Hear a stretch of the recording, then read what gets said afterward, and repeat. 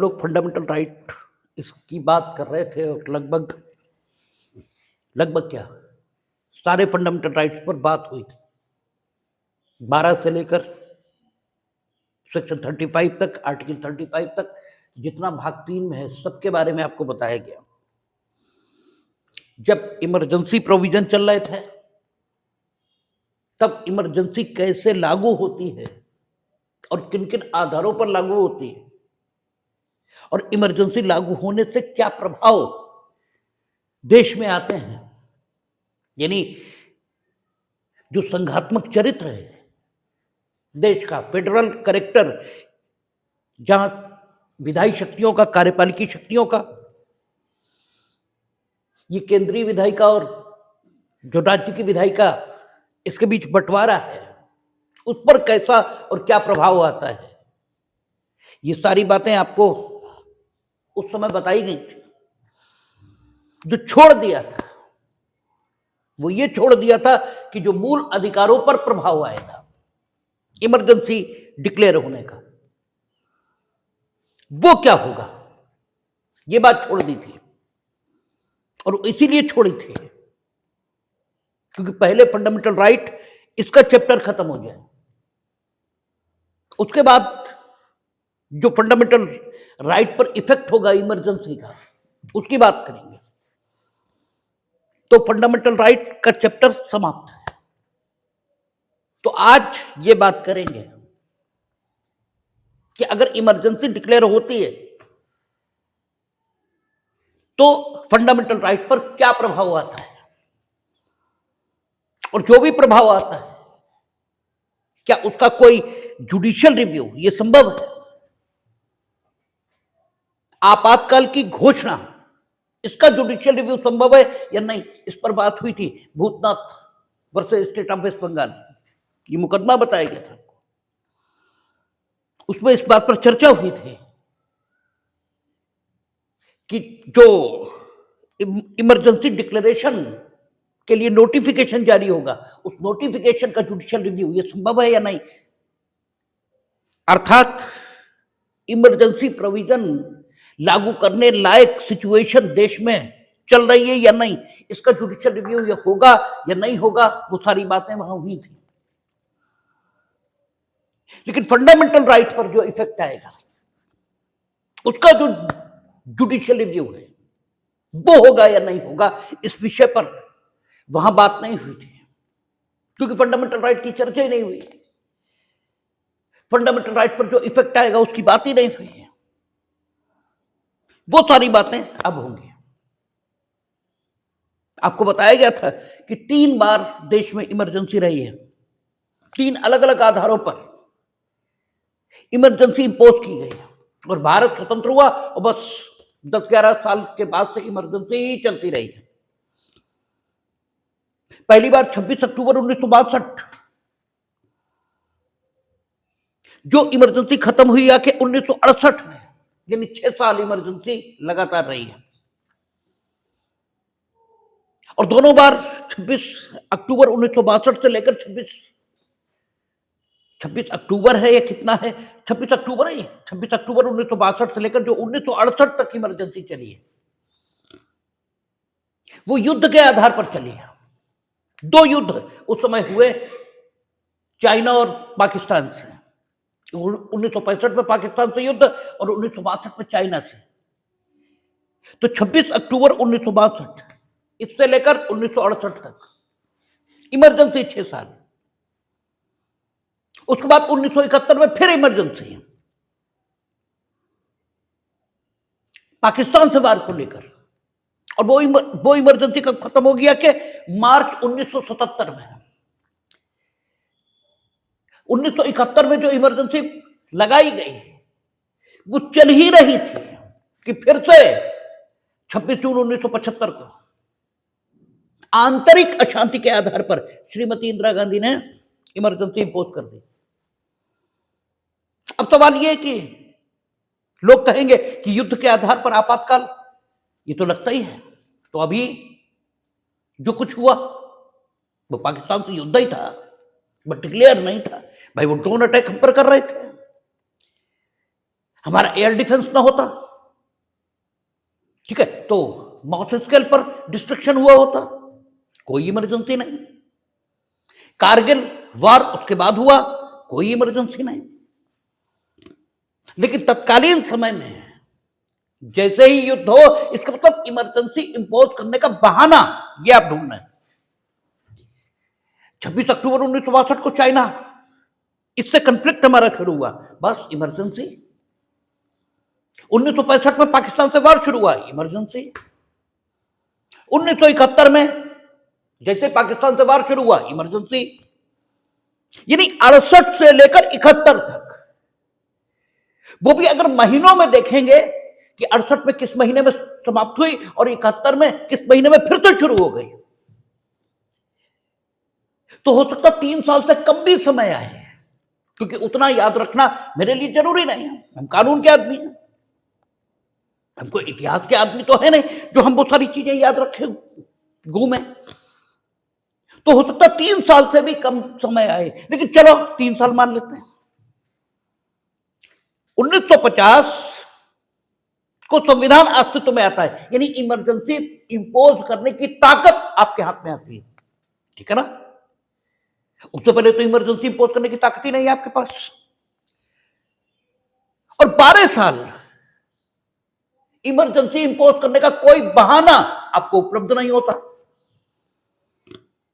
1962 में जैसे ही पहली बार मिलता है, अब फौरन इमरजेंसी लगाते, चलिए हमने मान लिया, हमने मान लिया कि आवश्यकता थी, आपने लगाई, कोई बात नहीं। आप 68 तक लगातार चाइना वार तो नहीं चलता रहा, ना लगातार पाकिस्तान से वार चलता रहा, तो लगातार क्यों भाई, जितने समय जरूरत थी उतने समय लगाते हैं। फिर आपने 1971 में लगा दिया, चलिए वो भी मान लिया कि सब युद्ध था। तो फिर 1975 में आंतरिक अशांति के आधार पर क्यों, ठीक है। और आंतरिक अशांति पर इंपोज किए गए आपातकाल की जांच के लिए जितने कमीशन बनाए गए, सबने यह कहा कि देयर वाज नो सिचुएशन, कोई स्थिति नहीं थी आंतरिक अशांति की ऐसी कि इमरजेंसी डिक्लेयर होती, फिर भी की गई। और मजेदार यह है कि युद्धों के आधार पर जो इमरजेंसी डिक्लेयर की गई, उसमें फंडामेंटल राइट्स को जितना नुकसान पहुंचाया गया, देखेंगे अभी, उससे 10 गुना अधिक नुकसान तब पहुंचाया गया जब 26 जून 1975 को आंतरिक अशांति के आधार पर घोषित की गई। हम लोग देखेंगे कि जब युद्ध के आधार पर इमरजेंसी डिक्लेयर हो रही है, तो जो इफेक्ट फंडामेंटल राइट्स पर आएगा, ये डाला जाएगा, वो उतना खराब और उतना गंभीर नहीं है जितना जब आंतरिक अशांति के आधार पर 26 जून 1975 को श्रीमती इंदिरा गांधी इमरजेंसी डिक्लेयर करेंगी, तब जो दिखाई देगा फंडामेंटल राइट्स पर प्रभाव, वो जितना गंभीर होगा उतना तो युद्ध के समय भी नहीं होगा। अब आप स्वयं निर्णय कर लीजिए कि युद्ध ज्यादा बड़ी स्थिति होती है या आंतरिक अशांति। यानी आंतरिक अशांति की दशा में फंडामेंटल राइट्स को ज्यादा नुकसान पहुंचाना न्यायोचित कहा जाएगा ये युद्ध के समय में, ये स्वयं निर्णय कर लीजिए। और तब जबकि प्रत्येक कमीशन ये कह रहा है कि there was no emergency situation, आपने सिर्फ अपनी सत्ता बचाने के लिए इमरजेंसी डिक्लेयर की, ठीक है। तो और एक चीज और देखेंगे हम कि जैसे जैसे चाइना और आपका यानी 1962 से लेकर जो 1971 तक इमरजेंसी चली, उसमें जो केसेस सुप्रीम कोर्ट तक पहुंचे, उनमें प्रमुख केस है मक्खन सिंह का, Makhan Singh versus state of Punjab. Makkhan Singh versus state of Punjab भी कह देते हैं, माखन सिंह भी वर्सेस स्टेट ऑफ पंजाब भी कह देते हैं। 1964 में डिसाइड हुआ, और ये इमरजेंसी में जब फंडामेंटल राइट पर एडवर्स इफेक्ट होता है, तो जुडिशियल रिव्यू किया जा सकता है या नहीं, इस विषय पर एक प्रमुख मुकदमा है, Makhan Singh versus state of Punjab 1964, इसमें डिसाइड हुआ है। और जब इसकी चर्चा हम लोग करेंगे Makhan Singh versus state of Punjab की, तो देखेंगे कि सुप्रीम कोर्ट जो जो बातें कहेगा कि इन आधारों पर जुडिशियल रिव्यू हो सकेगा, ठीक है ना। Makhan Singh versus state of Punjab में सुप्रीम कोर्ट ने बड़ी विद्वता के साथ कुछ आधार बताए थे कि इन पर जुडिशियल रिव्यू संभव है अगर फंडामेंटल राइट को कोई नुकसान पहुंचाया गया है। तो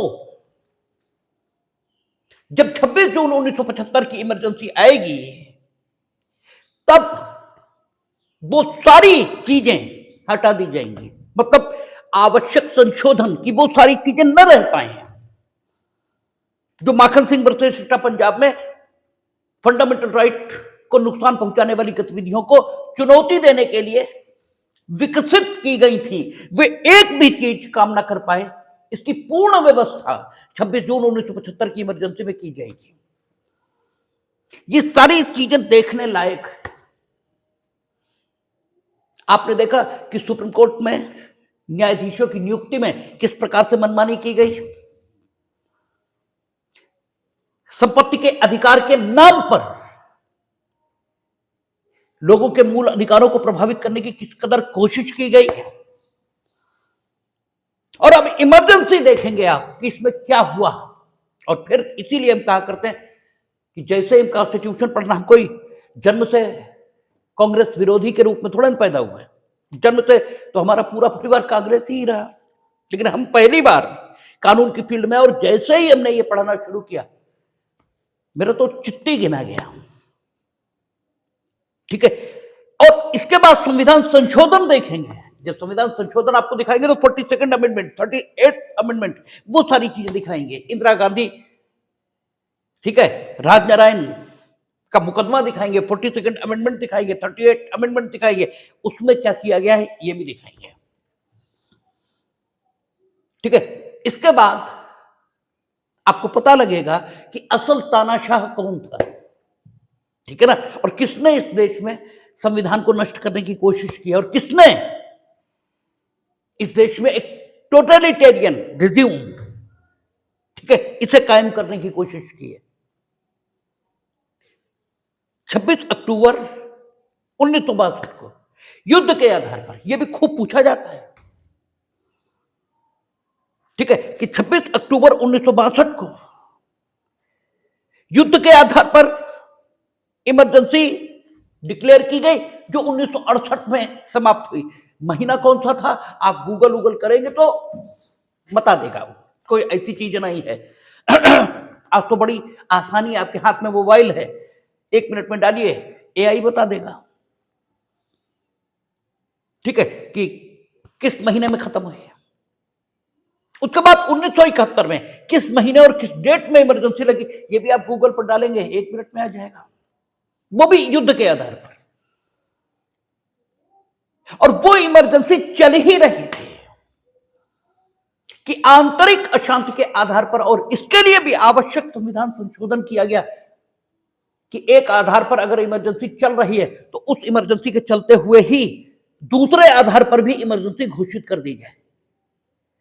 तो 26 जून 1975 को दूसरे आधार पर भी इमरजेंसी डिक्लेयर कर दी गई, और वो आंतरिक अशांति के आधार पर डिक्लेयर की गई, जो 1977 तक चली।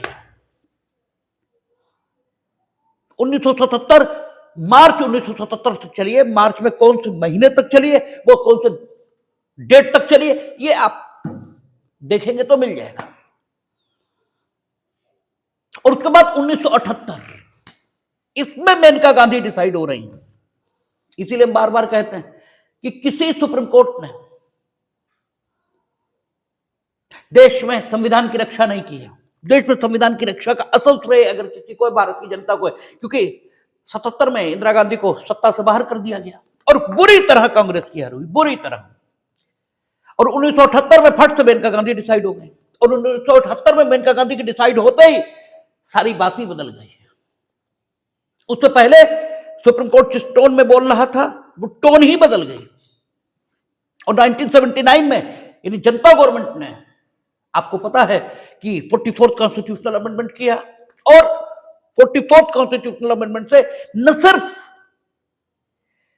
25th कॉन्स्टिट्यूशनल अमेंडमेंट में जो सारे directive principle of the state policy को, वो तो सॉरी केशवानंद भारती में उन्होंने अनकॉन्स्टिट्यूशनल किया, लेकिन 44th कॉन्स्टिट्यूशनल अमेंडमेंट से न सिर्फ संपत्ति का अधिकार खत्म किया, बल्कि आप देखेंगे मेजर चेंजेस हर जगह हुए हैं, हर जगह।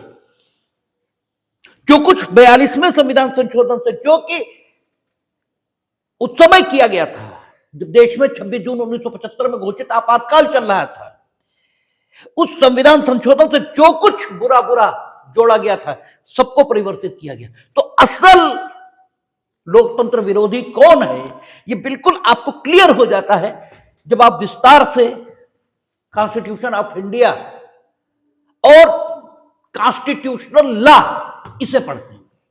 क्योंकि कॉन्स्टिट्यूशन ऑफ इंडिया पढ़ने से आपको कुछ भी हासिल नहीं होगा। कॉन्स्टिट्यूशन ऑफ इंडिया ये पढ़ते हैं पॉलिटिकल साइंस के विद्यार्थी, कि कॉन्स्टिट्यूशन क्या है और उसका नेचर क्या है, उसकी प्रकृति क्या है, और फलाना क्या है और ढिमाका क्या है, वो किन सिद्धांतों पर निर्मित है। हम जो पढ़ते हैं, हम पढ़ते हैं कॉन्स्टिट्यूशनल लॉ, और कॉन्स्टिट्यूशनल लॉ इसमें bare text of the constitution ये शामिल होता है। इसके अलावा जो जुडिशियल इंटरप्रिटेशन, न्यायिक निर्वचन आए हैं, वो भी शामिल होता है। और जो कन्वेंशन, संवैधानिक परंपराएं विकसित हुई हैं, वे भी शामिल होती हैं। जैसे हमने आपको बताया था, जब हम लोग प्रेसिडेंट और लेजिस्लेचर, इसके संबंधों के बारे में बात कर रहे थे, तब आपको बताया गया था कि संविधान में कहीं नहीं लिखा है कि राष्ट्रपति सबसे बड़े दल के नेता को सरकार बनाने के लिए आमंत्रित करेंगे, कहीं नहीं लिखा है। लिखा यह है कि राष्ट्रपति का विश्वास जिस व्यक्ति के बारे में है कि वो संसद के निचले सदन अर्थात लोकसभा में सदस्यों का विश्वास अर्जित कर लेगा, उसे वो प्रधानमंत्री पद की शपथ दिला सकते हैं। यानी वो किसी को भी प्रधानमंत्री बना सकते हैं उतने समय के लिए जितना समय विश्वास मत हासिल करने के लिए उसे दिया जाएगा, क्योंकि जब विश्वास मत नहीं मिलेगा तो ऑटोमेटिकली हट जाएगा, लेकिन उतने समय तो रही लेगा। लेकिन एक संवैधानिक परंपरा विकसित हुई है कि सबसे बड़े दल के नेता को वो बुलाते हैं। तो ये जो संवैधानिक परंपराएं विभिन्न क्षेत्रों में विकसित हुई हैं, इनको भी हम अध्ययन करते हैं, ये भी हमारे अध्ययन की विषय वस्तु है। इसलिए we are not the student of constitution, we are the student of constitutional law. हम कॉन्स्टिट्यूशनल लॉ पढ़ते हैं, हम कॉन्स्टिट्यूशन नहीं पढ़ते। तो इसलिए जब आप हिंदुस्तान का कॉन्स्टिट्यूशनल लॉ पढ़ेंगे तो आपको सारी चीजें ये दिखाई देंगी, अगर ठीक से पढ़ेंगे। बाकी तो क्या है, नजर के सामने से तो बहुत कुछ गुजर जाता है और वो आपको याद भी नहीं रहता। तो 26 अक्टूबर 1962, अच्छा एक चीज है कि इमरजेंसी प्रोविजंस के औचित्य पर कोई सवाल नहीं हो सकता, वो रहेंगे दुनिया के सब देशों में। इवन अमेरिका, जहां हमारी तरह गारंटीड फॉर फंडामेंटल राइट्स दिए गए, हमारे यहां भी गारंटीड है, क्योंकि अनुच्छेद 32(1) हम लोगों ने देखा था, उसने कहा था इस भाग द्वारा प्रदत्त अधिकारों को प्रवर्तित कराने का अधिकार उच्चतम न्यायालय में समुचित समावेदन के माध्यम से प्रत्याभूत किया जाता है। ठीक है, समुचित कार्यवाहियों के माध्यम से प्रवर्तित करा लेने का अधिकार समावेदन प्रस्तुत करके प्रत्याभूत किया जाता है। प्रत्याभूत की अंग्रेजी गारंटीड यही होता है। तो जैसे हमारे यहां गारंटीड फंडामेंटल राइट्स हैं, ठीक वैसे ही अमेरिका में भी गारंटीड फंडामेंटल राइट्स हैं। लेकिन इसके बाद भी जैसे हमारे यहां इमरजेंसी के दौरान फंडामेंटल राइट्स को सीमित करने के लिए, क्योंकि हम लोगों ने देखा था गारंटीड जहां पर दिया था 32(1) में, वहीं लिखा था जब तक कि इस संविधान द्वारा अभिव्यक्त रूप से अन्यथा उपबंधित न हो तब तक ये शब्द लिखे हुए थे। तो हमारे संविधान में अभिव्यक्त रूप से अनुच्छेद 358 और 359 में अभिव्यक्त रूप से अन्यथा उपबंधित है। कि इमरजेंसी में जो फंडामेंटल राइट का प्रवर्तन है यह सस्पेंड हो सकता है। यह अभिव्यक्त रूप से लिखा हुआ है, और चूंकि 32(1) जहां गारंटी दी गई फंडामेंटल राइट्स के संबंध में, वहां सीधे यह लिखा है कि जब तक कि अभिव्यक्त रूप से अन्यथा उपबंधित न हो तब तक, ये इसका मतलब यह हो गया कि यदि अभिव्यक्त रूप से अन्यथा उपबंधित है तो जो कुछ अन्यथा उपबंधित है वो लागू होगा। इसका सीधा मतलब यह निकला है। लेकिन अमेरिका जहां इस प्रकार का प्रावधान नहीं है, वहां सिर्फ गारंटी है फंडामेंटल राइट के संबंध में, कोई अभिव्यक्त प्रतिबंध है ही नहीं है। वहां भी जब युद्ध, क्योंकि अमेरिका ने कई युद्ध देखे हैं फंडामेंटल राइट की घोषणा के बाद, यानी उनका संविधान बना उसके बाद first world war, second world war दोनों उन्होंने देखे। अब वो तो दुनिया में किसी ना किसी लड़ते ही रहते हैं हमेशा, ठीक है, क्योंकि भाई वो वर्ल्ड लीडर होना चाहते हैं, तो वर्ल्ड लीडर आप जब होना चाहेंगे तो विभिन्न लोग वर्ल्ड लीडर तो सब होना चाहते हैं ना, तो आपका लोगों से विरोध रहेगा ही, तो वो तो किसी ना किसी से संघर्ष में रहते ही हैं हमेशा। अभी कुछ दिन पहले ईरान से थे, ईरान से उनकी तनातनी चल रही थी, भाई उनके फाइटर जेट गए थे ईरान में, तो किसी न किसी से तो उनका झंझट चलता ही है, रशिया से उनका टेंशन लगातार जारी रहता है, ठीक है, तो अपने आप बस इमरजेंसी घोषित किए रहे, ठीक है। लेकिन अमेरिका जहां फंडामेंटल राइट को प्रतिबंधित ही नहीं किया जा सकता और गारंटीड फंडामेंटल राइट है हमारे यहां के जैसे, हमारे यहां तो प्रतिबंधित भी किया जा सकता है लिखित रूप से गारंटीड होने के बावजूद, क्योंकि गारंटी जहां थी वहीं कहा कि अभिव्यक्त रूप से अन्यथा उपबंधित के सिवाय, वहां तो कहा ही नहीं। लेकिन वहां भी अगर इमरजेंसी सिचुएशन है, यानी युद्ध वगैरह चल रहा है, युद्ध है, आंतरिक विद्रोह है, तो फिर हाइबियस कार्पस की रिट वो जारी नहीं करते हैं। हाइबियस कार्पस यानी किसी को गिरफ्तार अगर किया गया है, युद्ध ठीक प्रकार से लड़ा जा सके इस प्रयोजन से, तो वहां यह स्थिति रहती है कि उस व्यक्ति के गारंटीड फंडामेंटल राइट है, इसके बाद भी हाइबियस कार्पस जारी नहीं होती। हमने कहा था वहां अनुच्छेद 21 जैसा प्रावधान है, बस भाषा पूरी तरह अनुच्छेद 21 की है, बस उसमें संपत्ति और जुड़ा हुआ है। हमारे यहाँ प्राण, दैहिक स्वतंत्रता और, बस वहां प्राण, दैहिक स्वतंत्रता और संपत्ति, तीन चीजें जुड़ी हुई हैं। हमारे यहाँ भी कहते हैं विधि की स्थापित प्रक्रिया के बिना नहीं ले सकते, वहां भी कहते हैं विधि की स्थापित प्रक्रिया के बिना नहीं ले सकते। और हमारे यहाँ जो विधि की सम्यक प्रक्रिया मेनका गांधी से आई, वो उनके यहाँ संविधान में ही लिखी है, ड्यू प्रोसेस ऑफ लॉ, ठीक है। तो लेकिन इसके बाद भी वहां हाइबियस कार्पस जारी नहीं होती इमरजेंसी के समय। इसका मतलब इमरजेंसी जैसी चीजें दुनिया के हर संविधान में है, तो हमारे यहां है। इस आधार पर निर्माताओं के विषय पर, निर्माताओं के संबंध में कोई प्रतिकूल टिप्पणी नहीं की जा सकती। लेकिन आपके पास बंदूक है तो क्या मार डालोगे सबको? भाई बंदूक आपके पास होनी चाहिए, ये ठीक है, लेकिन बंदूक आपके पास है, उसका प्रयोग कब होना चाहिए, इसके आधार पर तो आपकी आलोचना संभव है कि अगर आपने गलत उपयोग किया है। भाई एटॉमिक वीपन्स होने चाहिए, क्योंकि परमाणु हथियार आपके पास न हो तो रोज आपको लोग धमकाएंगे, और अगर हो, ठीक है, यद्यपि पाकिस्तान के पास है तो भी 2 बार निर्णय लिया गया उन पर आक्रमण का, एक अटल बिहारी वाजपेयी ने लिया, एक इन्होंने लिया, ठीक है।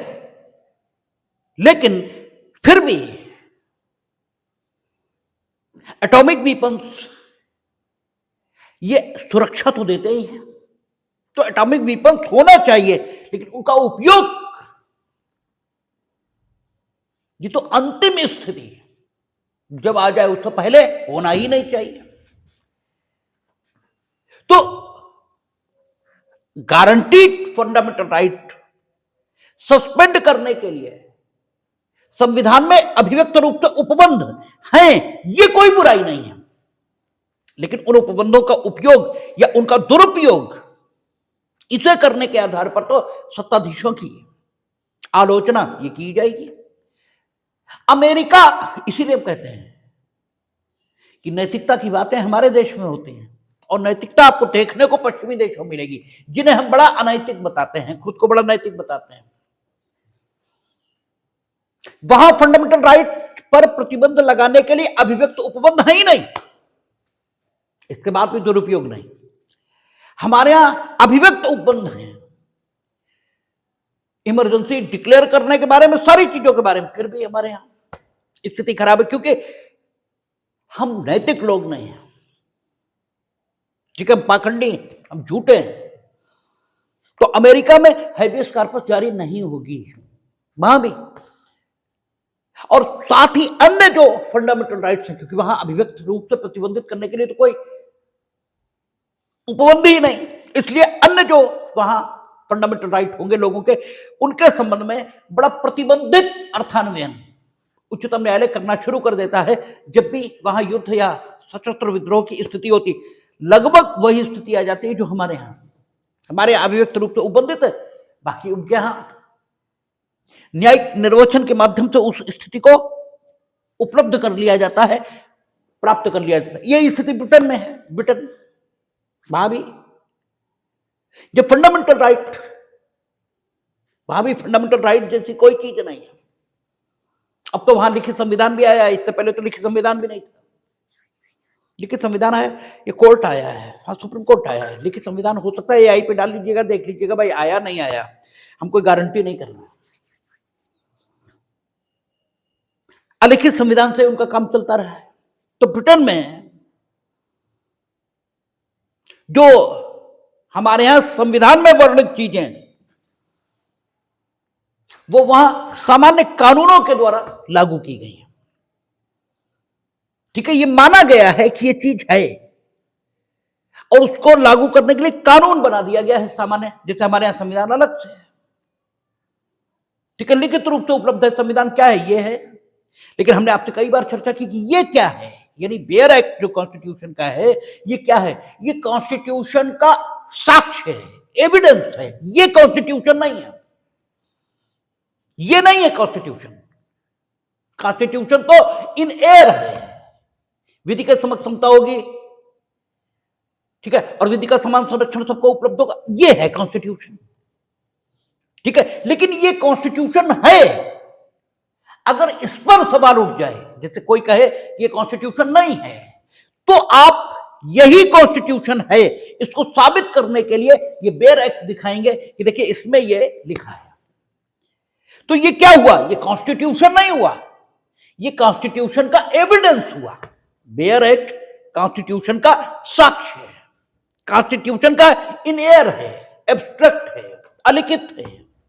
ठीक है, संविदा पहले अलिखित होती है, फिर लिखित होती है। और लिखित क्यों की जाती है, इसलिए ताकि संविदा के तात्विक निबंधनों पर कभी अगर विवाद की स्थिति आए, संविदा के दोनों पक्षकार में से कोई भी या दोनों अगर संविदा के निबंधनों पर विवाद करें, तो संविदा के अस्तित्व को सिद्ध करने के लिए संविदा को लिखित कर लिया जाता है। उसका लिखित होना जरूरी नहीं है, या अगर अलिखित संविदा है तो वो संविदा नहीं है, ये नहीं कहा जा सकता, क्योंकि इंडियन कॉन्ट्रैक्ट एक्ट कहता है कि संविदा लिखित हो सकती है, मौखिक हो सकती है, अभिव्यक्त हो सकती है, विवेचित हो सकती है।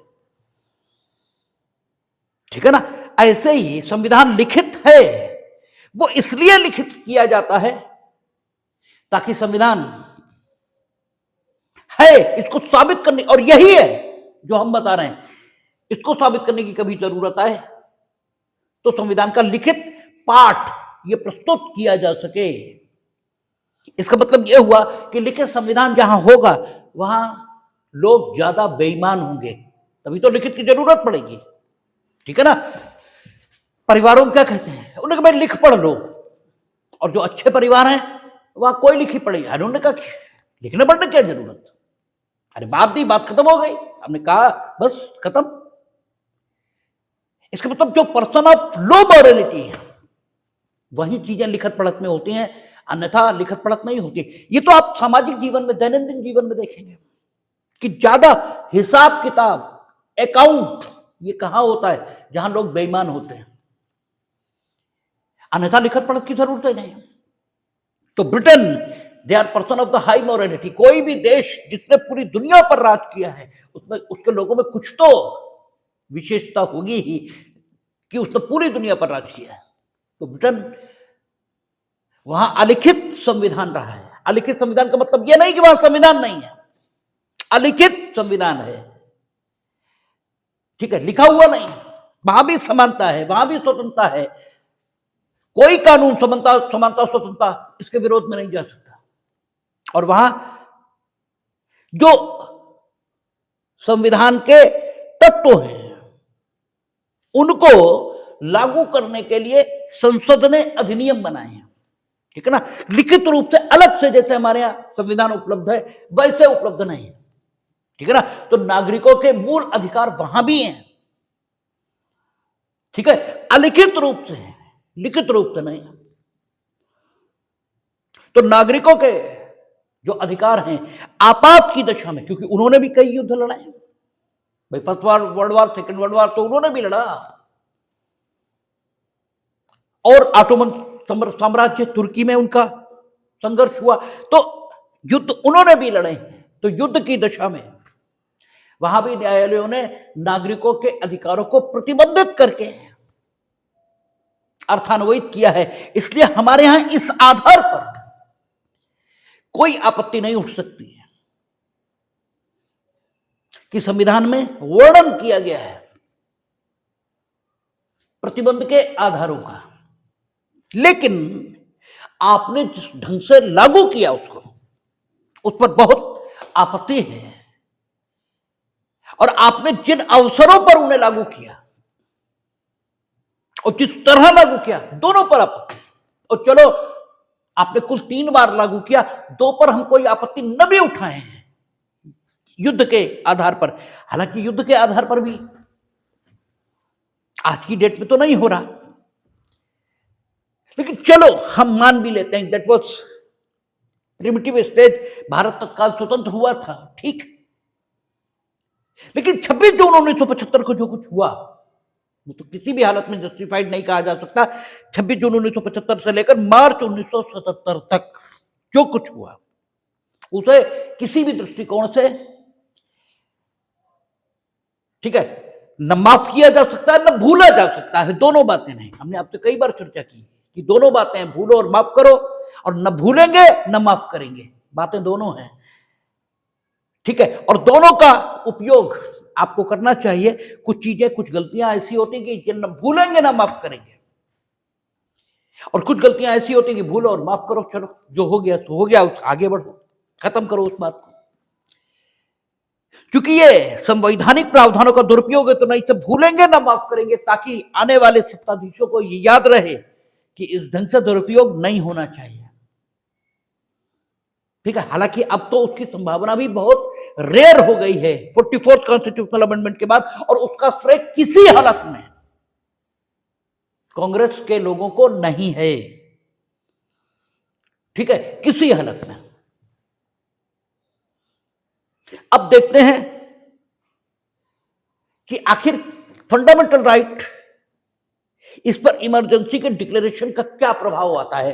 तो जब हम इमरजेंसी के प्रभाव का अध्ययन फंडामेंटल राइट्स पर करना शुरू करते हैं, तो भारत की जो संवैधानिक या भारत की जो कॉन्स्टिट्यूशनल हिस्ट्री है उसे 2 भागों में, वो 2 भागों में क्लियरली बटी दिखाई देती है। एक बिफोर 1978, एक आफ्टर 1978। क्योंकि 1978 ये इंडियन कॉन्स्टिट्यूशनल हिस्ट्री का एक जबरदस्त साल है,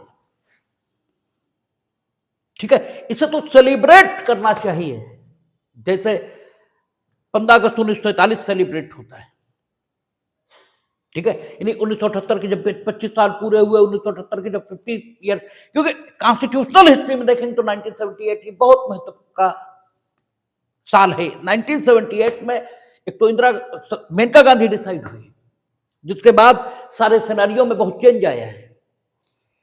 दूसरा, 1978 के बाद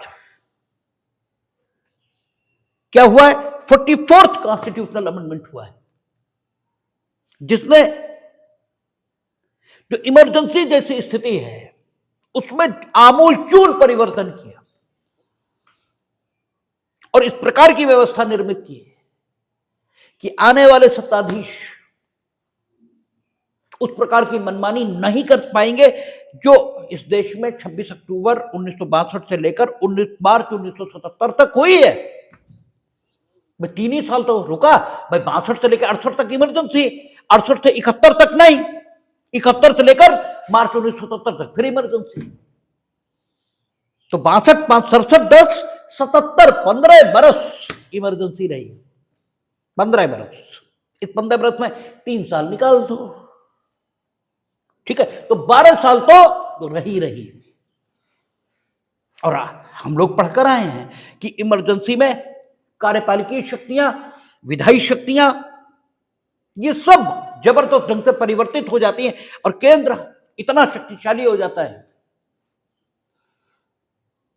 कि वो राज्य सूची के विषयों पर भी विधायन कर सकता है। और आपको ये मालूम है कि जिस विषय पर किसी भी विधायिका को विधायी शक्ति प्राप्त हो जाती है, उस विषय पर संबंधित सरकार को कार्यपालिकी शक्ति भी प्राप्त हो जाती है। इसका मतलब राज्यों में भी कार्यपालिकी शक्ति का उपयोग केंद्र की सरकार करना प्रारंभ कर देती है। और तत्कालीन समय में कांग्रेस के अतिरिक्त कोई सत्ता में होगा, ये तो सोचने वाली बात, क्योंकि सोचने लायक भी बात नहीं थी, ठीक है। तो 62 से 77 तक ये देश में स्थिति निर्मित की गई। तो बिफोर 1978, आफ्टर 1978 ये विभाजन रेखा है।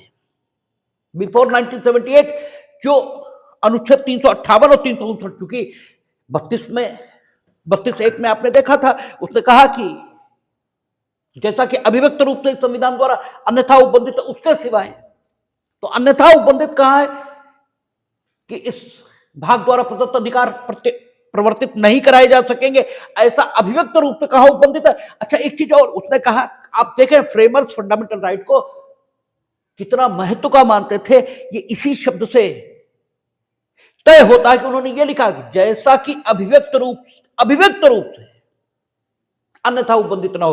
अन्यथा जो ड्राफ्टिंग की भाषा होती है वो ये कि अभिव्यक्त या विविक्षित रूप से, अगर ऐसा लगे कि ऐसा होना चाहिए तो वैसा हो जाएगा। यहां उन्होंने कहा नहीं,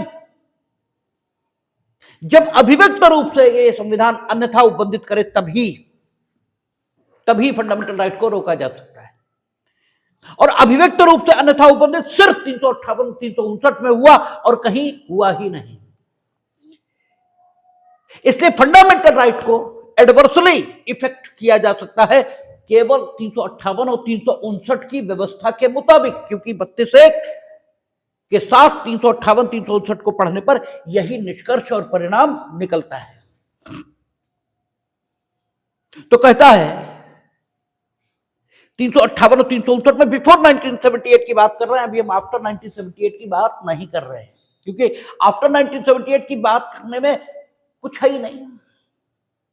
वो तो सीधे 44th कॉन्स्टिट्यूशनल अमेंडमेंट से टेस्ट में परिवर्तन कर दिया गया। वो टेस्ट में परिवर्तन हम लोग पढ़ लेंगे, उसका अर्थ निकाल लेंगे। और आफ्टर 1978 कोई इमरजेंसी आई ही नहीं, ठीक है, कोई लगी ही नहीं, तो इसलिए उसके संबंध में कोई केस ला, कोई जुडिशियल इंटरप्रिटेशन, कोई न्यायिक निर्वचन, यह है ही नहीं। सब कुछ बिफोर 1978 हुआ, तो सारी चीजें बिफोर 1978 ही हुई हैं, और वही पढ़ने में समय भी लगता है।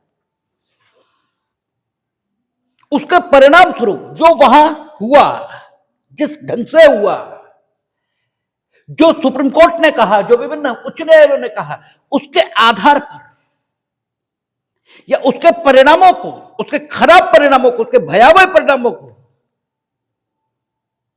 रेमेडाइज करने के लिए, ठीक करने के लिए 44th कॉन्स्टिट्यूशनल अमेंडमेंट के 1979 के माध्यम से 358 और 359 में परिवर्तन आया, ठीक है। तो जब तक हम उस बात को न समझे तब तक 358 और 359 में हुए परिवर्तनों का मूल्य यह हमें पता नहीं लगता।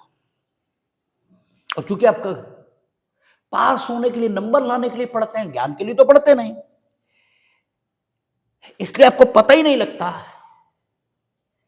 कि असल संविधान विरोधी इस देश में कौन है और किसने संविधान को बचाया और कैसे क्या हुआ है, ये पता ही नहीं लगता।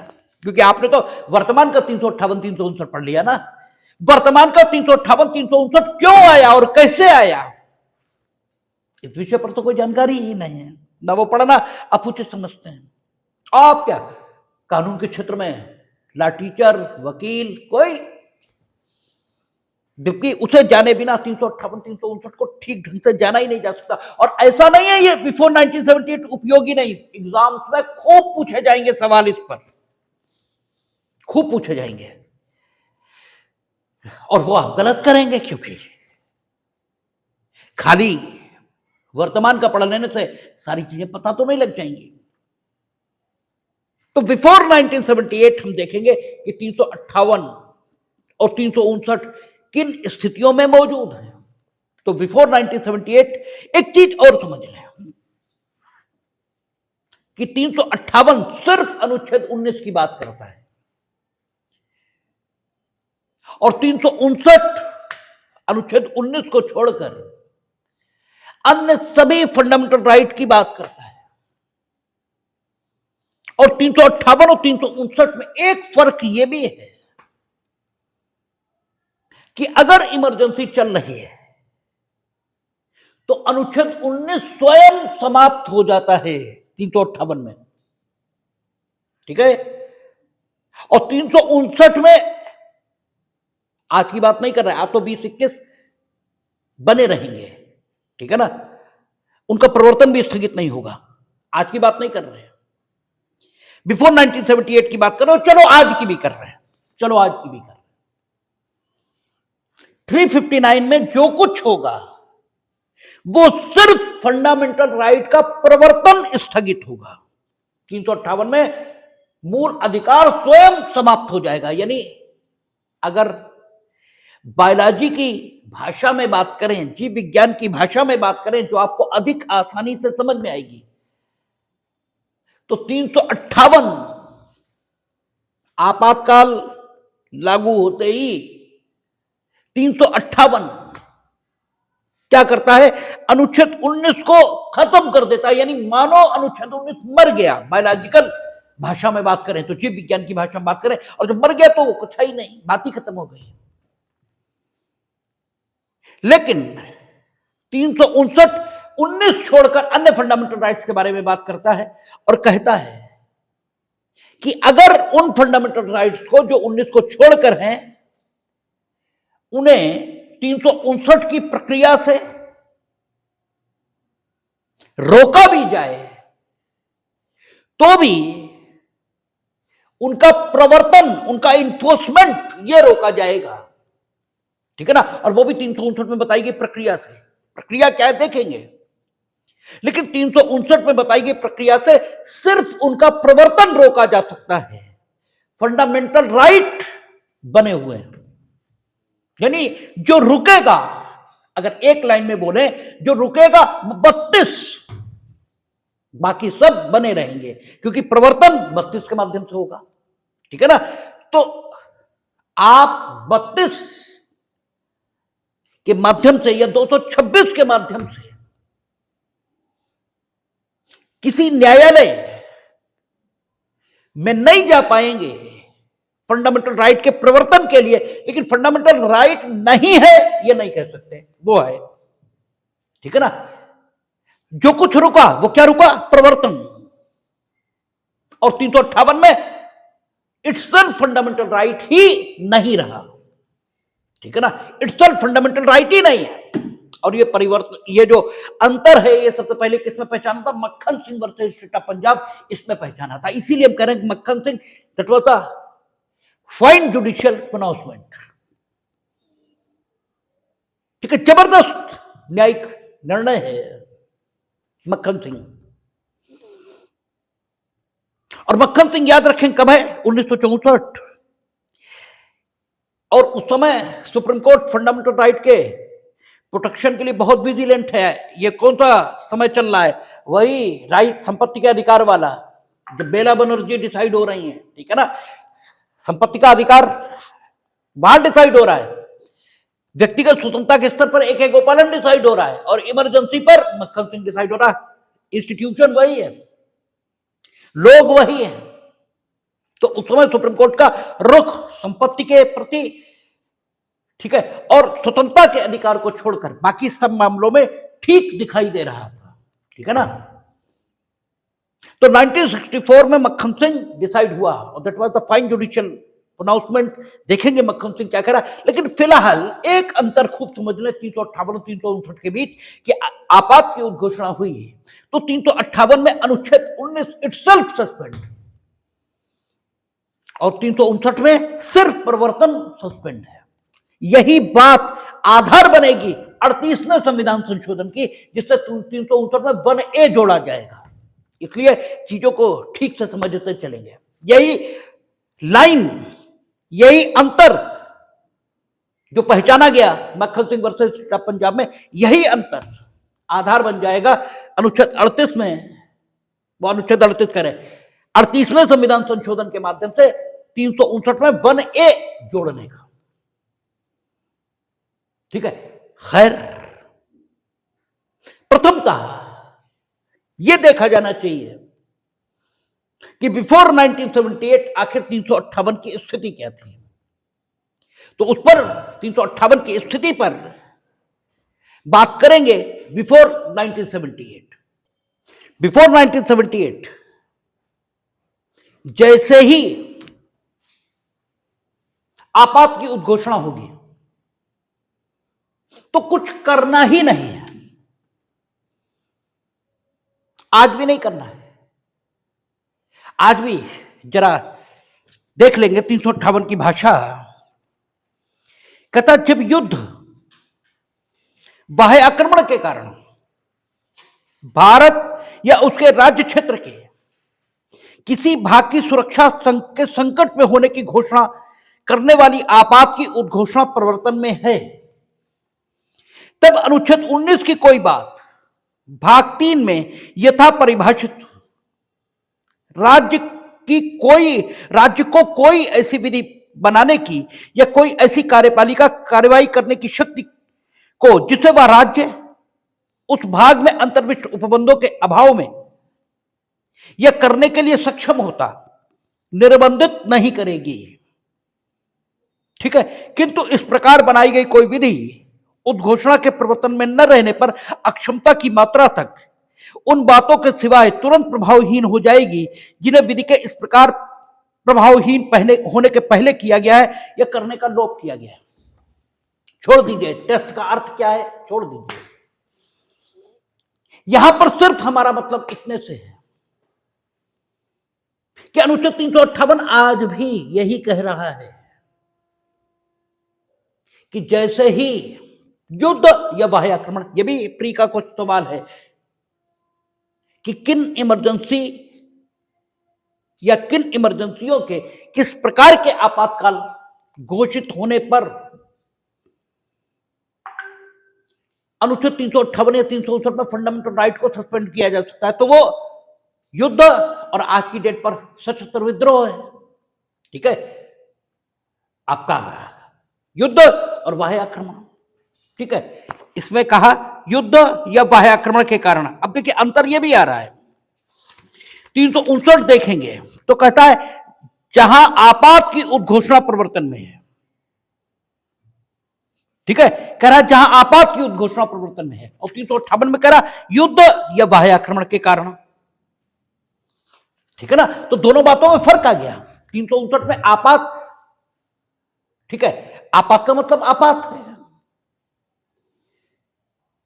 ठीक है, लेकिन 358 जहां तक 358 की बात है तो केवल दो, युद्ध और बाह्य आक्रमण, इवन सशस्त्र विद्रोह को भी शामिल नहीं कर रहा है, ठीक है, केवल युद्ध या बाह्य आक्रमण। तो पहला सवाल तो यही बनता है कि 358 के अंतर्गत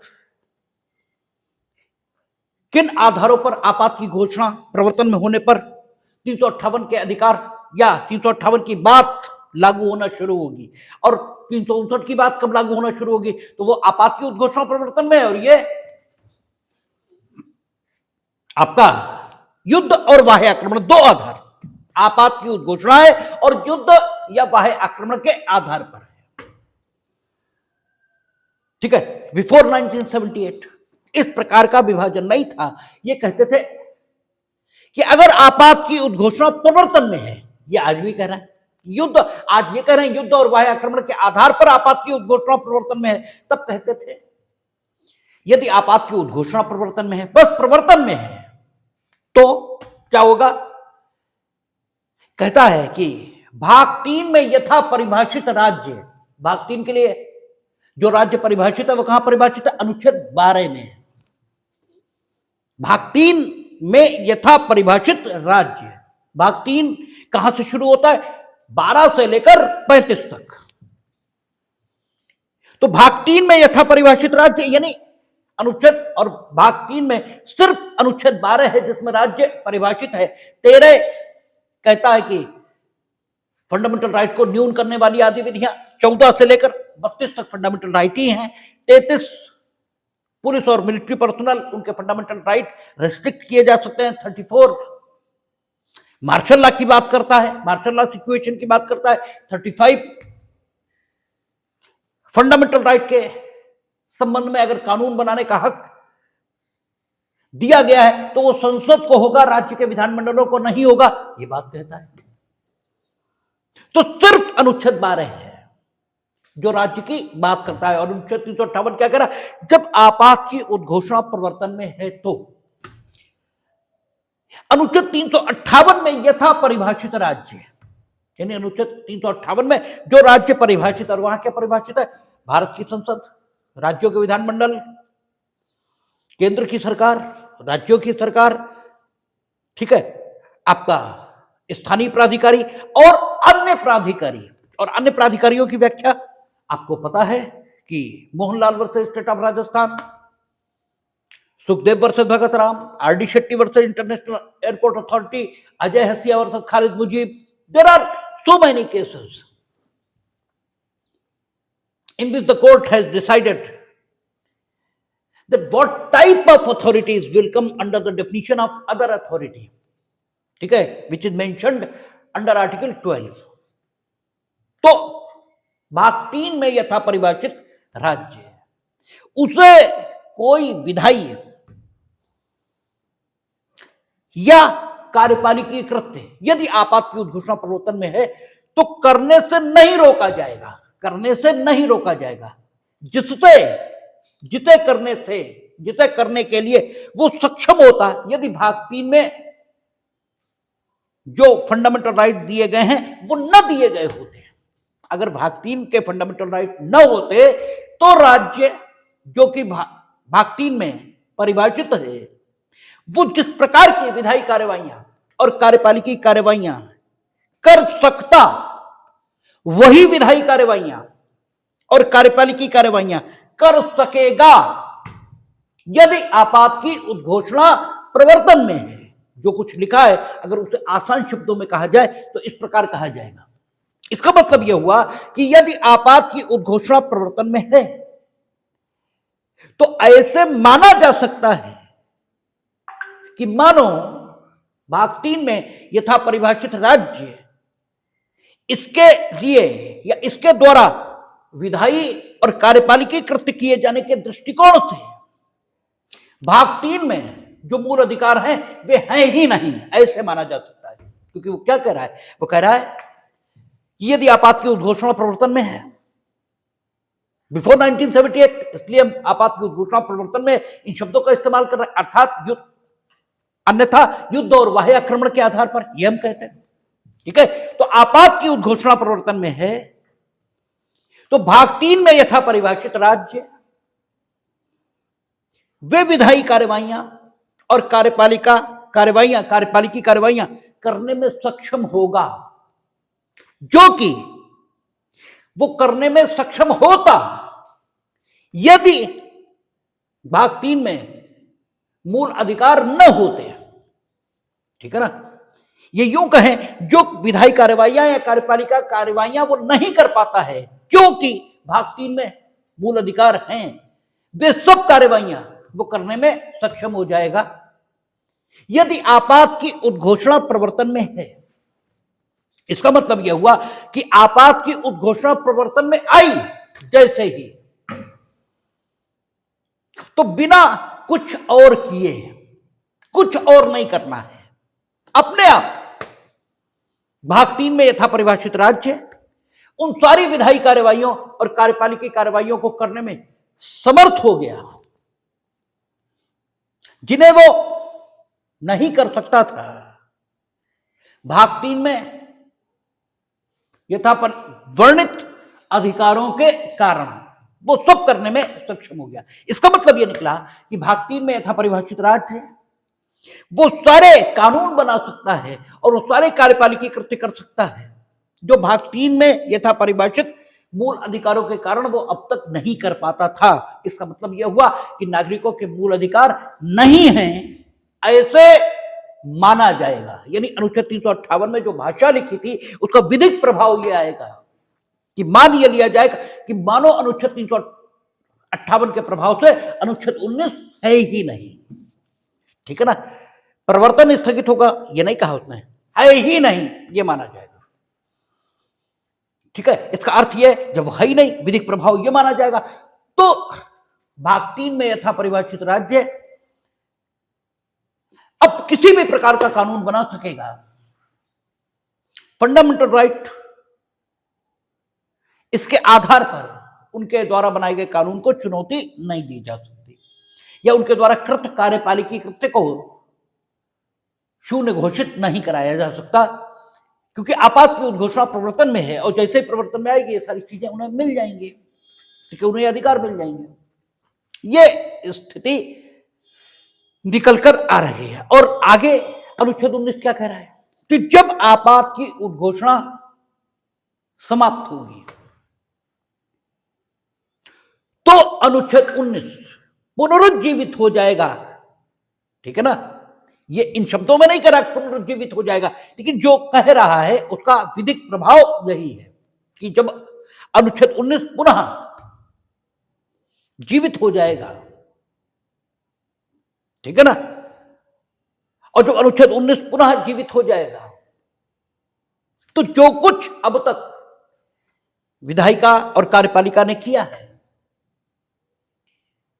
ठीक है, वो सारा कुछ आपातकाल में किए गए जो उनके काम हैं वो तो वैध माने जाएंगे, किंतु जिस दिन आपात की उद्घोषणा समाप्त हो गई, ठीक है, उसके बाद से, ठीक है, उन्हें यह शक्ति प्राप्त नहीं होगी, क्योंकि भाग 3 में यथा परिभाषित राज्य इसके लिए चूंकि आपात की उद्घोषणा प्रवर्तन में होने पर ही, ठीक है, हम शायद पहले ये बोल गए हैं कि भाग 3 में यथा परिभाषित जो मूल अधिकार है सारे नहीं, केवल अनुच्छेद 19, केवल अनुच्छेद 19 के संदर्भों में वो बात मानी जाएगी। बोल हम भले ही इस ढंग से गए हो कि उसका प्रभाव ये लगता हो कि मानो सारे मूल अधिकार सस्पेंड हो जाएंगे, सारे नहीं, क्योंकि आप देखेंगे 358 में उन्होंने सीधे सीधे कहा है तब अनुच्छेद 19 की कोई बात, ठीक है, बार बार उन्होंने कहा 19 की कोई बात, ठीक है ना। तो अगर हम जल्दबाजी में या अनजाने में ये बोल भी गए हैं तो भी आप यही लेंगे कि जैसे ही आपात की उद्घोषणा प्रवर्तन में आएगी तब भाग 3 में यथा परिभाषित राज्य अनुच्छेद 19 के कारण जिस प्रकार की विधायी कार्यवाहियां और कार्यपालिका कार्यवाहियां नहीं कर पाता था वे सब वो कर सकेगा। ठीक है, लेकिन जैसे ही आपात की उद्घोषणा समाप्त होगी वैसे ही अनुच्छेद 19, क्योंकि आपात की उद्घोषणा प्रवर्तन में है ही नहीं, तो फिर से आ गया, और फिर से आ जाने के कारण से जो भाग 3 में यथा परिभाषित राज्य है वह अनुच्छेद 19 द्वारा स्थापित मान्यताओं या स्थापित प्रतिबंधों के अंतर्गत रहकर ही फिर से विधायी कार्यवाही और कार्यपालिकी कार्यवाही करने के लिए सशक्त होगा। अब वो अगर अनुच्छेद 19 के विरोध में जाकर कोई विधायी कार्यवाही या कार्यपालिकी कार्यवाही करेगा तो वो शून्य मानी जाएगी। लेकिन भविष्य में अब तक वो जो कर आया, ठीक है, अब तक यानी जितने समय आपातकाल चला उतने समय अनुच्छेद 19 था ही नहीं, इसलिए उस समय की जो कार्यवाही है जो विधायिका या कार्यपालिका ने की है उसे किसी भी आधार पर चुनौती नहीं दी जाएगी, क्योंकि यह स्वयं अनुच्छेद 19 में लिखा हुआ है कि आगे के लिए, ठीक है, आप लास्ट देखेंगे तो कहता है, ठीक है, तो आपात की कहाँ गया 358, हाँ, तो वहां ऐसे राज्य या संघ राज्य क्षेत्र में उसके संबंध में जिसमें या किसी भाग में आपात की उद्घोषणा अच्छा पहले में ही है, तो कहता है कि किंतु इस प्रकार बनाई गई कोई विधि, 358 में ही देखेंगे लास्ट पैरा में कामा के बाद कहता किंतु इस प्रकार बनाई गई कोई विधि उद्घोषणा के प्रवर्तन में न रहने पर अक्षमता की मात्रा तक उन बातों के सिवाय तुरंत प्रभावहीन हो जाएगी जिन्हें विधि के इस प्रकार प्रभावहीन पहले किया गया है या करने का लोप किया गया है। ठीक है, उन बातों के सिवाय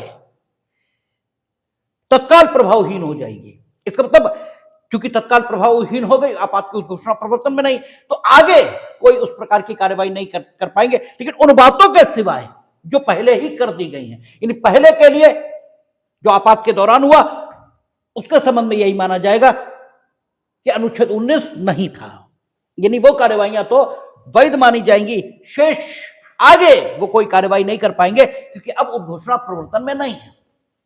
तो अनुच्छेद 19 ऑटोमेटिकली सस्पेंड होता है आपात की उद्घोषणा प्रवर्तन में आते ही। तो दूसरा जो आपसे सवाल बनता है आपके एग्जामों में कि आपात की उद्घोषणा प्रवर्तन में आते ही स्वतः निलंबित हो जाने वाला है, स्वतः समाप्त हो जाने वाला फंडामेंटल राइट कौन सा है, तो अनुच्छेद 19। और इस बात को विभिन्न तरीकों से आपसे पूछा जाता है। ठीक है, तो अनुच्छेद 19 ऑटोमेटिकली सस्पेंड हो जाता है, वो 358 से सस्पेंड होता है और वो 1978 से पूर्व भी होता था और आज भी हो रहा है। तो जैसे ही जिन तीन आधारों पर कह रहे हैं, जैसे ये 3 अवसरों पर युद्ध और आंतरिक अशांति के आधार पर आपातकाल घोषित किया गया है, वैसे ही अनुच्छेद 19 सस्पेंड माना गया और उस पर कोई बहुत विवाद नहीं हुआ। ठीक है, लेकिन व्यक्तिगत स्वातंत्र अनुच्छेद 21, अनुच्छेद 22 और अनुच्छेद 14 इसे भी सस्पेंड किया गया तीनों बार। और अनुच्छेद 21, 22 और 14 को जब 1962 में सस्पेंड किया गया तो सीमित रूप में सस्पेंड किया गया। ठीक है, अनुच्छेद 14, 21 और 22 को जब 1962 में और 1971 में सस्पेंड किया था तो सीमित रूप में किया था, सीमित रूप में। लेकिन 1975 में जब श्रीमती इंदिरा गांधी ने 14, 21 और 22 को सस्पेंड किया तो बहुत विस्तृत रूप से किया और बहुत ही खराब तरीके से किया। अनुच्छेद 14, 21 और 22 जब 1962 में सस्पेंड किए गए तो यह कहा गया कि 14, 21 और 22 इनका प्रवर्तन स्थगित किया जा सकता है, क्योंकि 359 यही कहेगा कि 19 को छोड़कर अन्य मूल अधिकारों का प्रवर्तन, अन्य उन मूल अधिकारों का प्रवर्तन, सारे नहीं, अन्य उन मूल अधिकारों का प्रवर्तन स्थगित किया जा सकता है राष्ट्रपति इनके द्वारा एक आदेश जारी करके। राष्ट्रपति आदेश जारी करके ऐसा कह सकते हैं कि भाग 3 द्वारा अनुच्छेद 19 के अतिरिक्त जितने मूल अधिकार हैं उनका प्रवर्तन स्थगित रहेगा। केवल प्रवर्तन स्थगित रहेगा, मूल अधिकार स्थगित नहीं होगा, प्रवर्तन स्थगित रहेगा उतने समय जितने समय आपातकाल चलता है या उतने समय जितना उद्घोषणा में वर्णित किया जाए। अर्थात आपातकाल 1 साल चल रहा, लेकिन हम करें 2 ही महीने रहेगा, बस प्रवर्तन स्थगित बाकी नहीं रहेगा, ये किया जा सकता है। तो 1962 में जब 14, 21, 22 राष्ट्रपति के आदेश से 359 के आधार पर, ठीक है, स्थगित किए गए, अर्थात जब उनका प्रवर्तन स्थगित किया गया तो यह कहा गया कि केवल डिफेंस ऑफ इंडिया एक्ट और डिफेंस ऑफ इंडिया एक्ट के अंतर्गत बनाए गए नियम और उस एक्ट के अंतर्गत दिए गए आदेश, इनके आधार पर अगर किसी व्यक्ति को, ठीक है, प्रिवेंटिव डिटेंशन में रखा गया है, प्रिवेंटिव डिटेंशन में रखा गया है, तो 14-19, वो 14, 21 और 22 उसे उपलब्ध नहीं होंगे, ठीक है। लेकिन 26 जून 1975 को श्रीमती इंदिरा गांधी ने जो जारी किया था, यहां उन्होंने कहा डिफेंस ऑफ इंडिया एक्ट और उसके अंतर्गत बनाए गए रूल्स और आदेश, इनके अंतर्गत अगर कोई कार्यवाही की जाएगी, अर्थात किसी कोई कार्यवाही की जाए या किसी को प्रिवेंटिव डिटेंशन में रखा जाए, तो 14, 21, 22 उपलब्ध नहीं, यानी बाकी हर स्थिति में उपलब्ध हैं, बाकी हर स्थिति में उपलब्ध हैं। लेकिन श्रीमती इंदिरा गांधी ने 26 जून 1975 को जो आपातकाल लगाया, उसमें यह कहा, ठीक है, आप जानते हैं राष्ट्रपति जो आदेश देते हैं वो तो मंत्रिमंडल का आदेश होता है, तो राष्ट्रपति ने आदेश के द्वारा यह स्थिति निर्मित की कि 14, 21 और 22 सस्पेंड किए जाते हैं, यानी हर स्थिति के लिए 14, 21, 22 सस्पेंड हो गए। वहां सिर्फ डिफेंस ऑफ इंडिया एक्ट या उसके अंतर्गत बनाए गए नियमों के लिए या उनके अंतर्गत की गई कार्यवाहियों के लिए 14, 21, 22 सस्पेंड हुए, यहां 14, 21, 22 हर कार्रवाई के लिए सस्पेंड हो गए, ठीक है, ये फर्क है। हालांकि जब हम उस पर बात करेंगे 1962 का, तब भी आपको दिखाएंगे कि कितने ये लोकतंत्रवादी हैं, जो इनके पिताजी भी हैं श्रीमती इंदिरा गांधी के, और श्रीमती इंदिरा गांधी का तो हाल ही देखेंगे हम लोग। तो ये बेसिक फर्क है 1962 और 1975 में। शेष चर्चा हम लोग कल करेंगे, देखेंगे क्या स्थिति बनेगी।